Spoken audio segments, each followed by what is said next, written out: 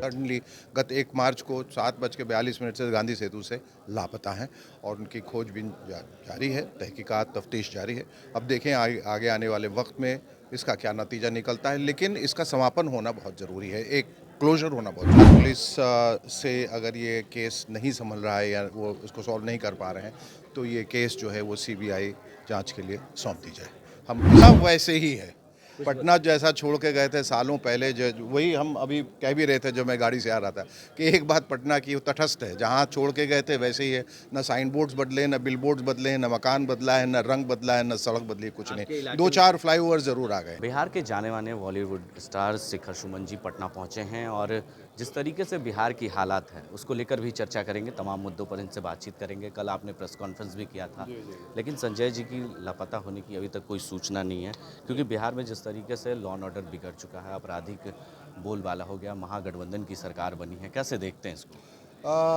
मैं अभी कोई राजनीति पे कोई टीका टिप्पणी नहीं करने वाला हूँ, न सरकार पे टीका टिप्पणी करूँ। ये मेरा बहुत ही एक व्यक्तिगत और ज़ाती मामला था जिसको लेके मैं यहाँ पर आया, और समझ लीजिए कि एक निवेदन करने मुख्यमंत्री जी से और उप मुख्यमंत्री जी से और बाकी जो आला पुलिस अधिकारी हैं उनसे, ये कि ये अब 22 दिन हो चुके हैं और इसका कोई कंक्लूसिव एविडेंस सामने नहीं आया है कि एक इंसान जो गांधी सेतु से लापता हो जाता है उसका हुआ तो क्या हुआ, वो गए तो कहाँ गए।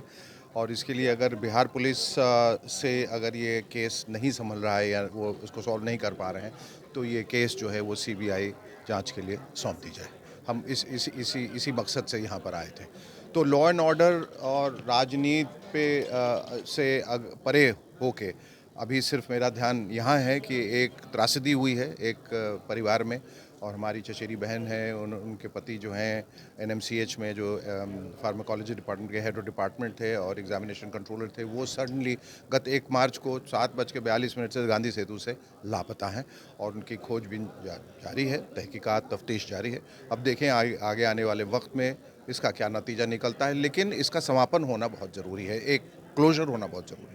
क्या लगता है, आप बिहार से आते हैं, पटना के रहने वाले हैं, खास तौर पर बिहार में महागठबंधन की सरकार बन चुकी है, लॉ एंड ऑर्डर पूरी तरीके से बिगड़ चुका है, बिहार में अपराधियों का फिर से बोलबाला हो चुका है, लगातार घटनाएं हो रही हैं, एक राजनेता होने के नाते भी आप, क्योंकि चुनाव बिगड़ चुके हैं, तो कैसे देखते हैं इसको? नहीं, बिल्कुल लॉ एंड ऑर्डर तो इसको तो प्राथमिकता दी जानी चाहिए, और किसी भी स्टेट में खुशहाली के लिए और एक सोशल सिक्योरिटी के हिसाब से लॉ एंड ऑर्डर का ठीक होना बहुत ज़रूरी है। अगर लॉ एंड ऑर्डर बिगड़ रहा है किसी वजह, जैसा आप कह रहे हैं, मैं उतना अवगत नहीं हूँ, लेकिन जो मैं सुनता हूँ पढ़ता हूँ जैसा कि आप कह रहे हैं, तो सरकार को उस पर विशेष ध्यान देना क्या चाहिए। लगता है, लोकसभा का चुनाव आ रहा है, आगे राजनीति चुनाव लड़ेंगे या नहीं, इस तरह का कुछ प्लानिंग है कि नहीं? अभी तो हम ज़िंदगी बस इसी पल में ही जी रहे हैं, आगे कल क्या होगा इसके बारे में कुछ नहीं सोचा है, क्योंकि हालात बदलते रहते हैं, परिस्थितियाँ बदलती रहती हैं, तो उतना आगे का मैंने नहीं क्योंकि सोचा। बिहार जब पटना की आपको फिर से ज़रूरत है चुनाव में आने के लिए, लोग चाहते हैं। एक कोशिश तो मैंने की थी आए, और जो हालात हैं यहाँ, जो परिस्थितियाँ हैं, उनमें हम सुधार आए और उसमें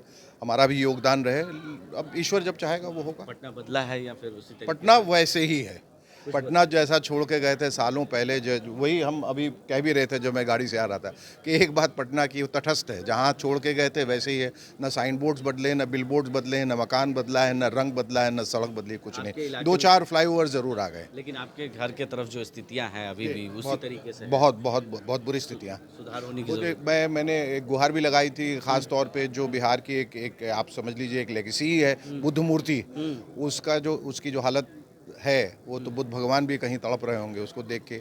उसके इर्द गिर्द तमाम लोगों ने बस्तियां बना ली हैं, उसको पूरी गंदगी से भर दिया है। तो मैंने तो पिछली बार ये अपील की थी, कम से कम उस एक बड़ी ख़ास जगह है और जैसे एक हेरिटेज पॉइंट है, उसको साफ़ सुथरा करके एक टूरिस्ट अट्रैक्शन के हिसाब से भी वहाँ फव्वारे वगैरह लगाए जाएं और उसको साफ़ सुथरा किया जाए और उसकी देखभाल की जाए, वहाँ गार्डनिंग की जाए वगैरह वगैरह। ऐसे बहुत से स्पॉट्स हैं। जी लालू जी की तबीयत जी खराब जी, थी बीच नासाज में, हैं। मैं तो ईश्वर फिर से प्रार्थना करूंगा उनकी सेहत के लिए कि सेहतमंद हो जाएं। उन्हें तकलीफ़ होती है कि उन्हें हंसता खेलता देखते हुए, और वो जिस जिंदा दिली के साथ बात करते थे हर वक्त, और आज